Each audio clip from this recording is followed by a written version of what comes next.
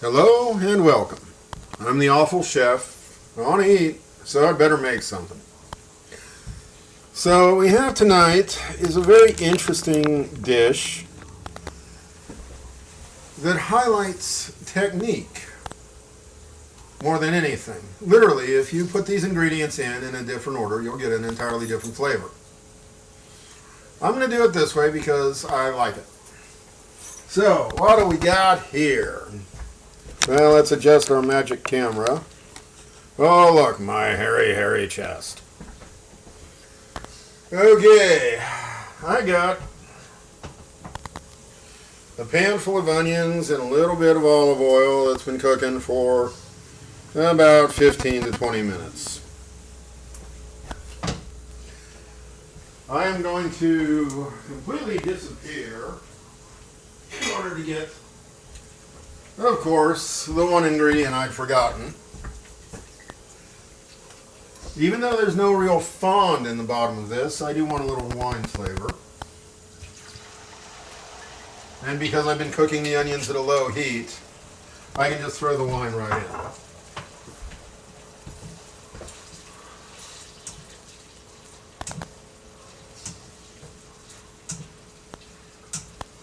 So those onions have been cooking about 20 minutes on a low to medium heat and just some oil. No salt, no pepper, no nothing. And now I have a delightful wine and oil and onion combination that needs to cook a moment. While that's cooking, let's discuss this. So, I have I have cans of tomatoes in the basement. I ordered online 28 ounces of sieved or crushed Italian tomatoes, and they are magnificent. And the next time I make an entire Dutch oven full of pasta sauce, I will use one. Hello. However, for this, I'm just cooking dinner for two, so I don't need 28 ounces of gourmet Italian sieved tomatoes, or crushed tomatoes. So this is a can of diced tomatoes run through the food processor with a little less juice than it came with. Yeah, camera angles, a lot of fun. So I've basically made my own sieved tomatoes from a can of diced tomatoes, giving us a very thick and chunky, and yet at the same time somewhat smooth and entirely invisible texture. I also have a couple of cloves of garlic, just gently sliced, and then some olive oil to hold it in place. I have some toasted pine nuts. Pine nuts, which of course don't show on camera, are a bit pricey,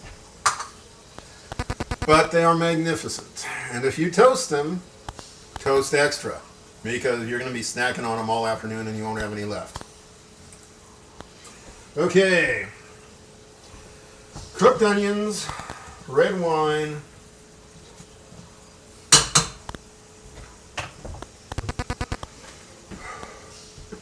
and half a can of pulverized tomatoes.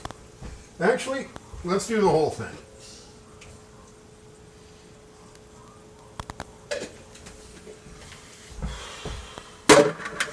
Sorry about that false start.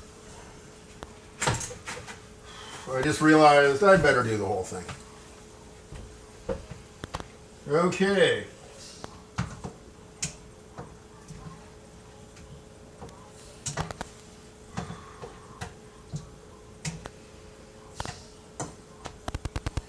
Now what we need to do is convert the fresh sweet flavor of those tomatoes into a cooked and almost musky, strong flavor of tomatoes.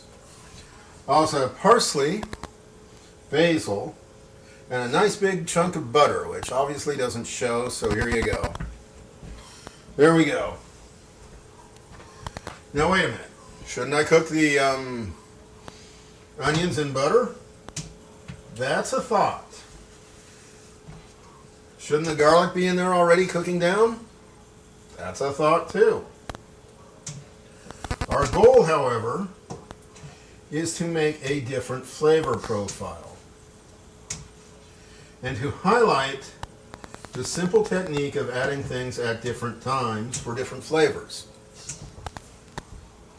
And so what I am making is a very deep flavored tomato sauce. Oh, that is good.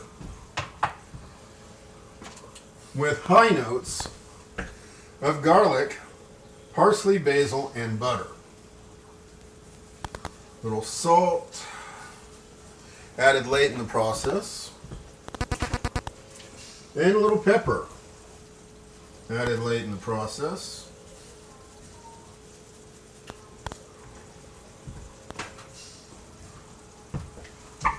So yes, I'm making tomato, butter, and garlic noodles, as opposed to a simple pasta sauce. Okay.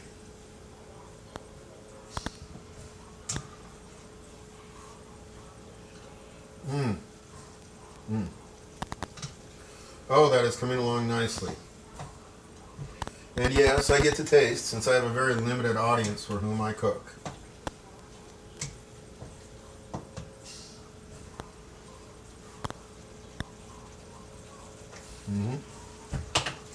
And what I'm tasting for is the cooking, as you can see from the steam of the tomatoes.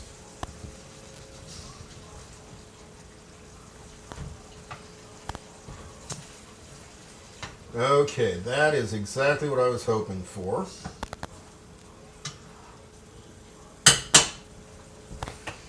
Let's see if we can show this to you. Oh, look, a nice boiling pan that is very, very thick. Yes, you can get some idea of just how thick that tomato pulp, the cooked tomato pulp, actually is.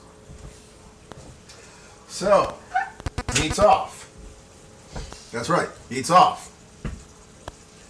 Butter. And garlic.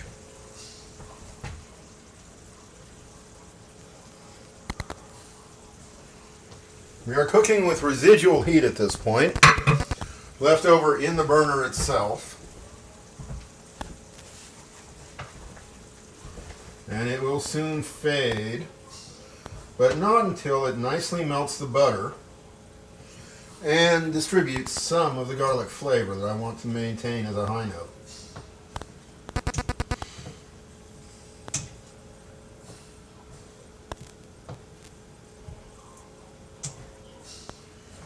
Okay.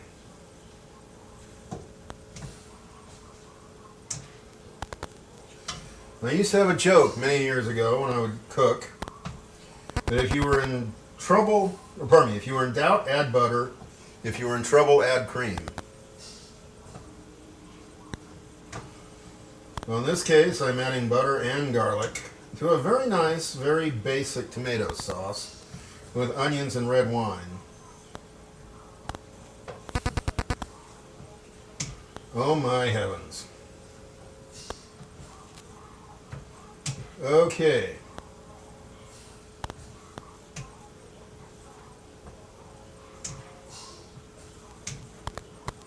I'm going to call this one a success.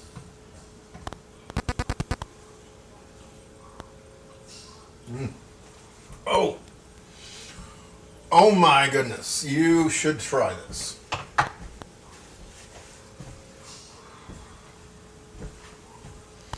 So I'm going to leave this on the residual heat of the burner and let it just flavor itself gently. You can see the color red has become a color pink from the butter. There are wonderful pieces of garlic floating gently in the stream.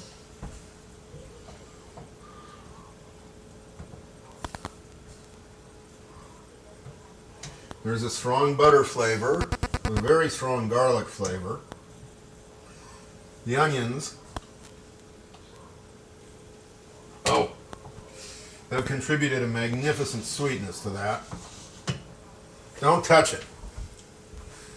You know, sometimes something hits you and it's just perfect, and that's it.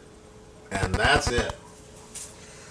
Before serving the pasta, but not in a way that will allow it to cook and lose its high notes, we will add the parsley, the basil, and the pine nuts.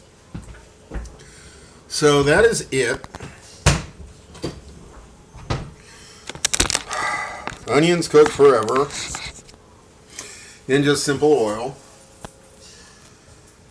A can of diced tomatoes run through the fruit processor. Splash of red wine. And then once all that's cooked, fresh butter, fresh garlic and oil. And before you serve, basil, parsley, and pine nuts. And if you want it to taste different, do it in a different order. Saute the onions and garlic together. Throw in the tomatoes at the last part. Throw in the basil and parsley right now. And everything will taste very different. So that's it. I'm the Awful Chef. Dinner's easy. It really is. It's just a plate of food, and you can make it, you can be healthy, you can enjoy it. That's it. Remember, it's social media, so please do that social media thing and like and subscribe and tell me you love me. I'm the Awful Chef. Thank you. Goodbye.